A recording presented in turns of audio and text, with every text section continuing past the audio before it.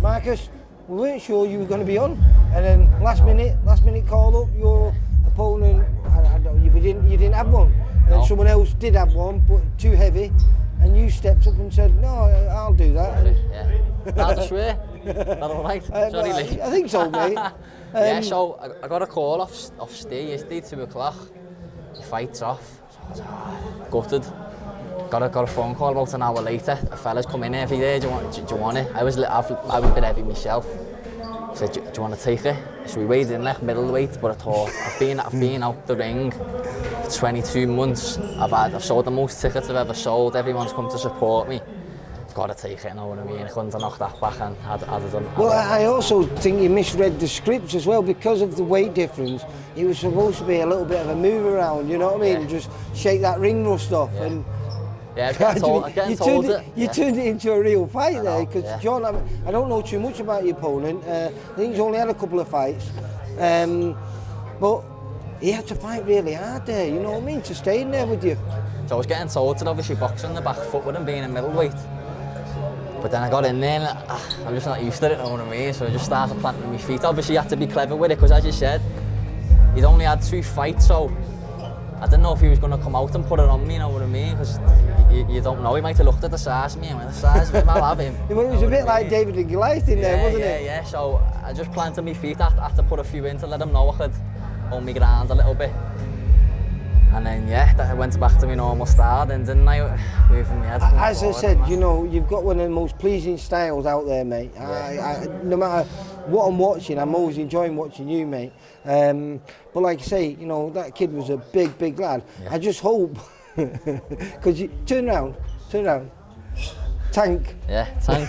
and that's because you know, I still say you're a super featherweight. You keep denying it, but your coaches keep telling me you're a super featherweight. Do you think you will get to super featherweight when you need to? Well, the next one, I'm gonna try it, because obviously with being on the VIP shows and stuff, we haven't really been able to do day before weigh-in before. Yeah.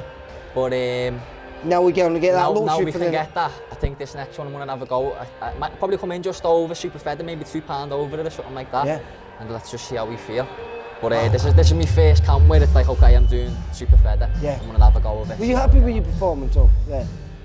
Yeah, you know what? 22 months out the ring against a big opponent.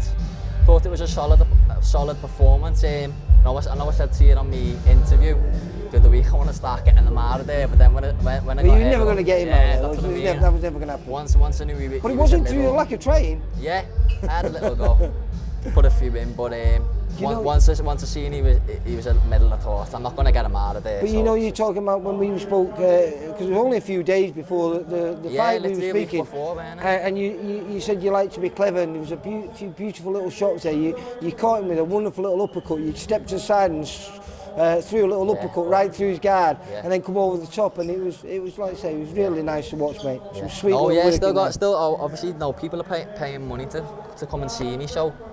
At the end of the day, you got to put a show on it to keep them coming back. Know what I mean? If you don't put a show on, people are going to look and go, why am I watching that? Know what I mean? So that's what it's about, isn't it? Definitely want to watch it. That's what the sport is. And you know, I've not said it. I've done 2 interviews and I forgot to say it, but I love saying it. 3-0 now, mate. 3-0, yeah. Hopefully, just get the ball rolling now.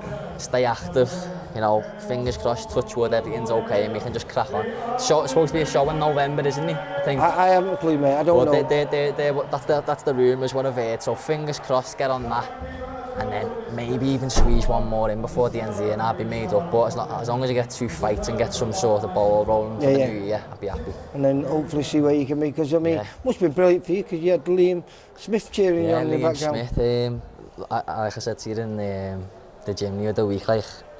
That's normal for me, but some kids would be like made up to have him just coming out. Yeah, but I felt it must have been brilliant, because he just sat there like a nobody in the middle of the crowd, and everyone's looking like, Liam Smith there. Yeah, know what I mean? Like, he's been there and done it, Liam, hasn't he? He said before as well, he's boxed in here twice. Yeah. So he's even done a couple of smaller shows and come up, so he just gave me a little bit of advice before I went out, and you know, what's place to start, isn't it? Know what I mean? Who else to get it?